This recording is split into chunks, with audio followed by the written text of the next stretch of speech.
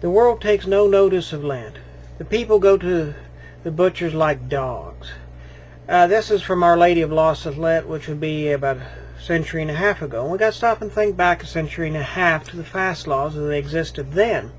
They required more stringent fasting and abstinence from meat from those bound by the laws of fast than our current fast laws do. And someone asked me some years ago to consider strengthening the fast laws because they are so lax today. You can read anyone, and as they recount the fast laws of their time, whether it be Goffin, Dom Garanger, whoever, they say, our fast laws have become so lax, and those laws they're recounting are stricter than the current law of the church. But I got to thinking about it, I thought it is better to leave the fast laws the way they are. Prudence has dictated. The 1917 Code of Canon Law has decided this. The bishops in their wisdom have permitted certain relaxations, even Roman decisions.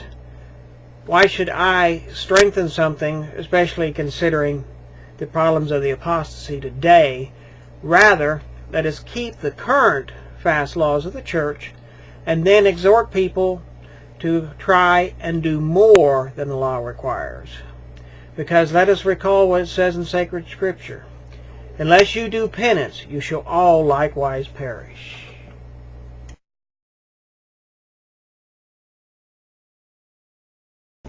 This last quote, unless you do penance, you shall all likewise perish, of course, is from sacred scripture.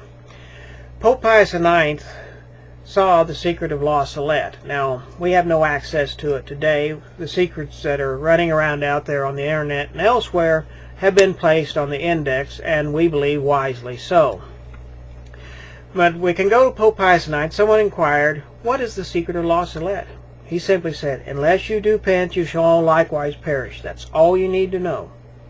Well, if it's good enough for Pope Pius IX, it's good enough for me. That's all I need to know. It is necessary to do penance. And so let us think about penance for a minute. Take out the Roman Catechism and read on the Sacrament of Extreme Unction. It says in there, the whole life of a Christian should be a perpetual penance. We are here on this earth to do penance. The Church has instituted fast laws, knowing that if you don't ask people to do something and say specifically, please do this, most of us will do nothing. So let us take on this Lent and this time of penance and bring penance and make it a part of our life. Let us take the fast laws of the church and make this a starting point. And let us think on another thing from St. Bernard. In every work, let each one ask himself, if I were about to die, would I do this?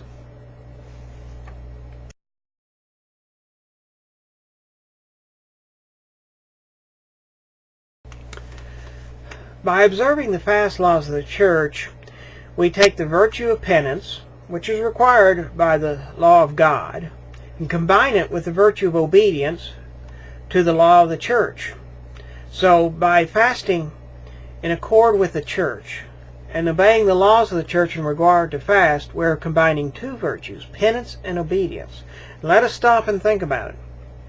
A fast undertaken voluntarily is indeed a good work. But a fast undertaken in obedience to the church has a double value. And so let's also consider another thing. When Jesus said, I believe to the apostles, but it applies to all of us, when 2 or 3 are gathered in my name, I'm there among them. How much more is he with the church when we all join together in obedience to the laws of the church and we fast together? We do penance together. Dom Garanger observed in discussing the fast of the Ember Days the great power of the church when the church comes together in fasting. We can see that also in the Battle of Lepanto. Pope Pius V asked the whole world to pray the rosary for the success of that battle. Look it up and read about the wonderful success granted through the intercession of the Blessed Virgin Mary by the recitation of the Rosary when the Church joined together in prayer. Here we have 40 days and 40 nights to join together in fasting. Let us join our fasting together. And so that we can fast together, let us consider, what are the fast laws of the Church? What am I obliged under pain of mortal sin? And remember, the commandments of the Church bind under pain of serious sin. There might be exceptions, but those are left to the prudence of one's spiritual director, one's superiors. In our case here, as the Pope, we can grant a dispensation or an interpretation of the law in a specific case. But let's not look for the exceptions right now. This is a general exhortation on fasting. And so, what am I obliged to do? That's the first thing. I want to know, what do I have to do? The current fast law of the Church permits one meal sometime after noontime as a full meal. Meat is permitted at this meal unless it's also a day of abstinence. Now remember, the law of fast is one law, the law of abstinence is another. We're considering only the law of fast here. Consult the websites. Consult your catechism.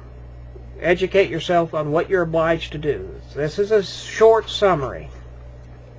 One full meal, which may contain meat unless it's also a day of abstinence, such as all Fridays, Ash Wednesday, and certain vigils. In addition to that full meal, which must be taken after noontime, one could probably commence like at 11:30, but either one's noon meal or one's evening meal is the full meal. We are permitted one or two smaller meals, which when added together do not make a second full meal. In other words, if you took your breakfast and your lunch, and your dinner being your full meal, as is the custom in many places, you put your dinner, your breakfast and your lunch together, it would not be as big as the dinner you're going to eat. However, these two smaller meals must be meatless. That's part of the law of fast. They must be meatless, and according to the canon in the code, they are permitted to maintain strength. That's the purpose of these meals. Although, just as long as one fulfills the law, two small meals that add together don't equal a big meal that are meatless, and one big meal that may or may not contain meat, depending on the abstinence of the day. So most days of Lent, we can eat a meatless breakfast, a meatless lunch, and a dinner with meat. The current law permits the use of eggs, cheese, and milk products at the meatless meals. So this is the minimum. But let us consider what Goffin says.